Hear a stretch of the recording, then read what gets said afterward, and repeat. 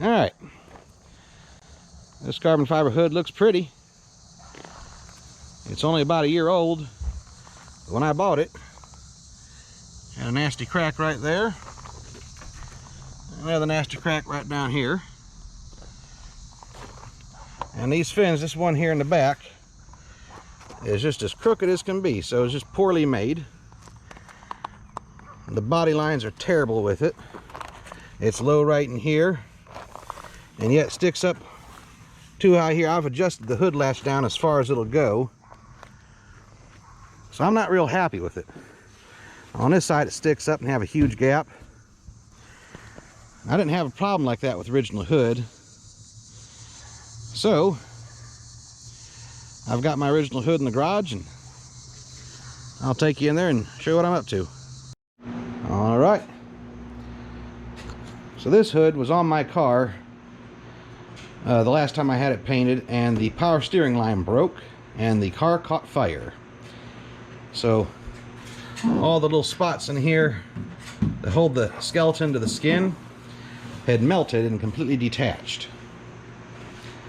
So I've been working on this a couple days already. I stripped it down all the way to the bare metal, top and bottom, and a lot of people are going to complain about this, but I actually spot welded the skeleton back to the skin after I put some weight on it in a few places, just to get it to stay steady so I could re-adhere it. This is just urethane construction adhesive. It is now nice and solid. I'm not too concerned about this side looking perfect, because I'm going to actually spray this with some nice texture paint. The other side, yesterday I've already gone through. I applied some body filler putty over some low spots. I have a dent right here that shows through on the other side, and I blocked that down, got the hood nice and flat. I still have some carbon fiber vinyl wrap like what I put on the roof of the car. So once I get this all finished, I'm going to water stand it, and I'm going to vinyl wrap the other side. Should look good. Well, one can of primer sure don't cover much. I forgot to mention before, but right in here I had a big rust hole that I welded up and ground down. The hood was also starting to taco or bend here at these crush points. So here on the inside on both sides I had to weld up splits both here, here, and down over there. So I'm going to let this dry up, and then I'll start putting on the texture paint.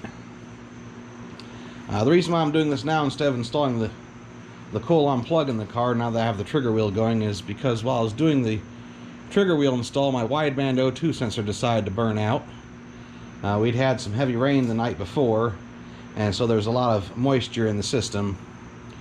I'm going to try and come up with a way of hooking up that wideband so that I can keep it from turning on until after the car is running. That way it should last like it does in an OEM installation.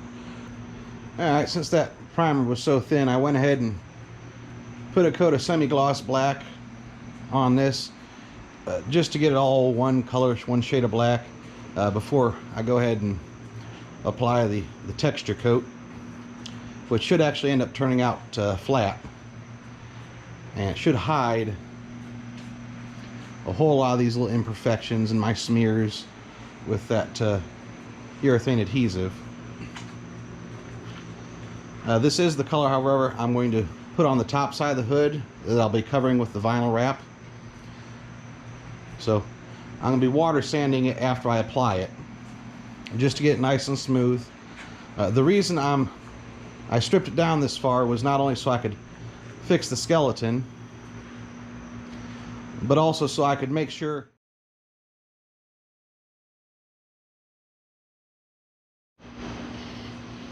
Alright, well this was fun. The texture turned out good. This is the first coat I put on it. Unfortunately, while at the store, I think somebody swapped the cap because this was not actually, this color was silver. So I'm glad I bought both. I got this one, actually is black. The texture turned out pretty decent. It does hide all the sanding I didn't do, because I just took a wire wheel to strip all the paint off. and the old sealer. But I think it's turned out good. As I mentioned, I am going to let this dry overnight completely before I flip it over and start on the other side.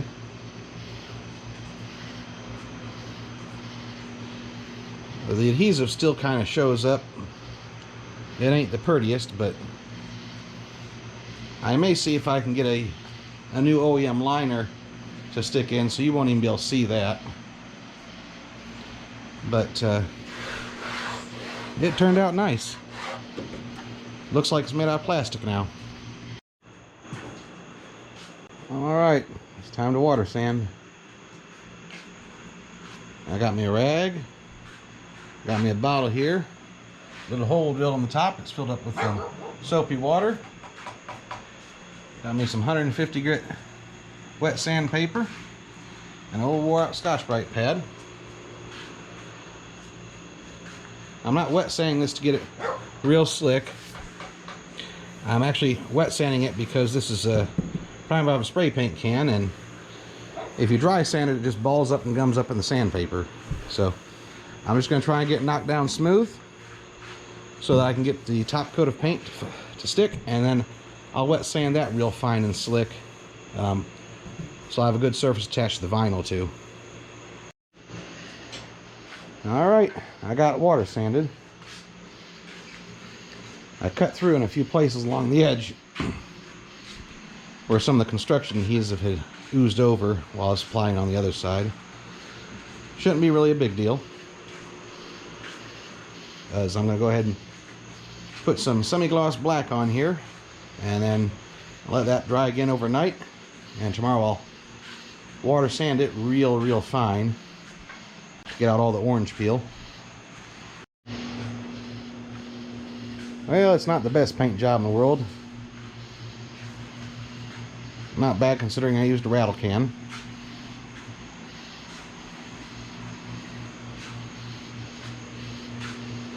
But I suspect by the time this dries overnight, it's going to be full of bugs, which is why I'm going to water sand it again tomorrow with a real fine grit and clean it off, and with any luck, the vinyl should have no trouble sticking to this, and it shouldn't peel back off.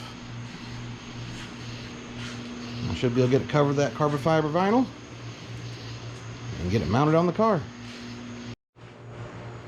Alright, I've gotten the hood water sanded down, got all the bugs out of it. There weren't too many. Knocked down all the orange peel. I could buff this, and I might still, to bring it back to a shine, but I really don't have to get the vinyl to stick. I just need to clean it up with some isopropyl alcohol. And as it turns out, I'm probably going to be publishing this video late because I checked the roll of carbon fiber vinyl wrap I have, and it's not enough to cover the entire hood. So I'm going to have to order another roll. Alright, I had to order another sheet of vinyl. Since it's going to be probably about a week before it arrives, I went ahead and polished out after water sanding. Put the windshield washer squirters back in. And I'm going to go ahead and put the hood back, well, put the hood on the car.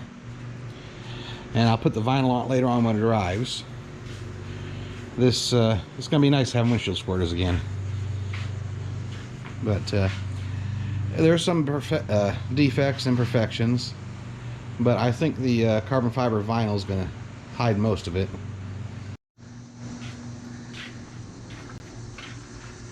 Yeah, it fits much better. Bylines are real close now. Well, nice and tight. Except for my bumper here, it's sagging. I'm going to have to take it and quarter panels off when I rework them and raise the bumper support a little bit so it'll come up to meet us just a sagging. You can lift on the bumper and close up that gap. This fender I'll have to adjust in, but it's fitting flush, nice and straight.